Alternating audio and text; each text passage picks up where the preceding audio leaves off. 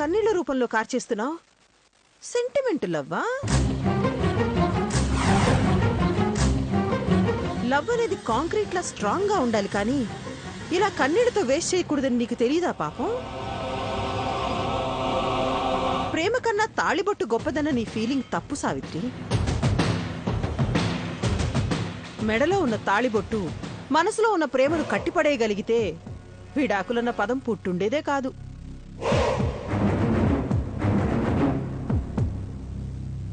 ప్రేమ గోడలు దూకుతుంది, కులాలను మార్చేస్తుంది, మతాలను వదిలేస్తుంది, దేశాలను దాటి వెళ్ళగలుగుతుంది. అలాంటి గొప్ప ప్రేమను ఒక మూరెడు తాడు ముక్క ఆపగలుగుతుందా? No way. పసుపు తాడుతో సముద్రపు కెరటాలను ఆపగలననుకున్నావా సావిత్రి? ఆపగలననుకుంటే అది నీ వెర్రి పిచ్చి అంతే. కృష్ణ, సారీ విశ్వ, సావిత్రి నిన్ను వద్దంటుందనో వెళ్ళిపోమంటుందనో నువ్వేం ఫీల్ అవ్వకు.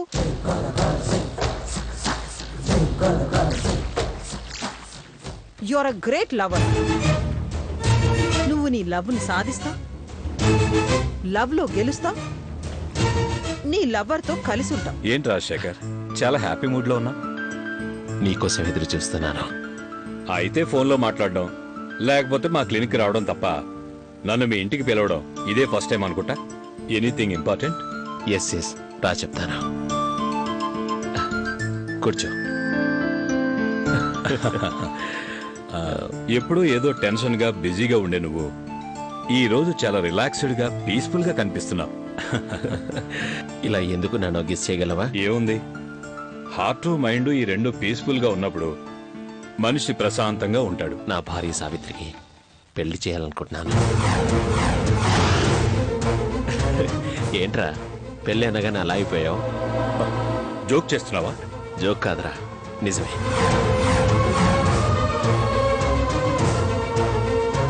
నీ భార్య అనుమతితో నీ చేస్తున్నావా?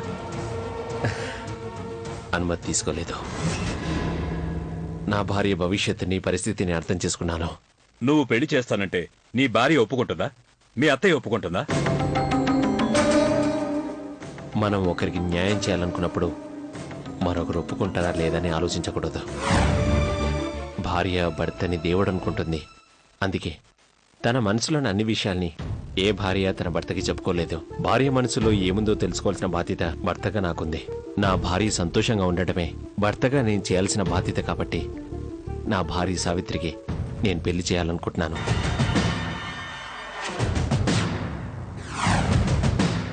రాకేశం, నేననగా అమెరికా నుంచి వచ్చి ఇప్పుడా రావడం? చిన్న చిన్న పనులు ఉన్నాయన్నా, అవి చూసుకుని వచ్చాను. సరేలే.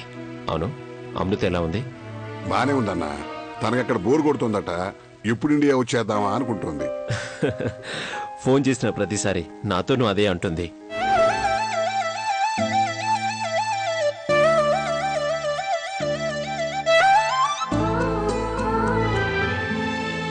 కేశవ్ బాబు,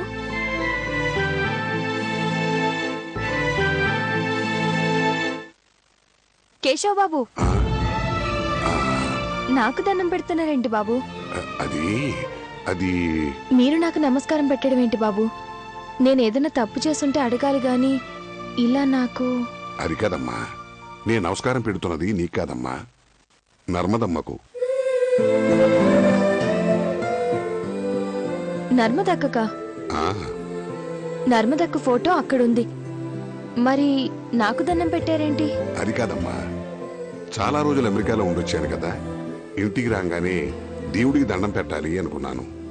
సడన్ గా నీ చేతిలో హారత కనపడేసరికి అది దేవుడికి ఇచ్చేదే కదా అని దండం పెట్టాను. సావిత్రికి కృష్ణకి పెళ్ళేమిట్రా? నీ బుద్ధిలా పెడదావు పట్టిందేమిట్రా? మాట్లాడవే. పిచ్చి నాకు కాదదే, నీకు పిచ్చి పట్టింది. సావిత్రిని ప్రేమించింది విశ్వ. సావిత్రి పెళ్లి చేసుకోవాలనుకున్నది విశ్వని. అందుకే వాళ్ళిద్దరికి పెళ్లి చేద్దాం అనుకుంటున్నాను గానీ కృష్ణకిచ్చి కాదు.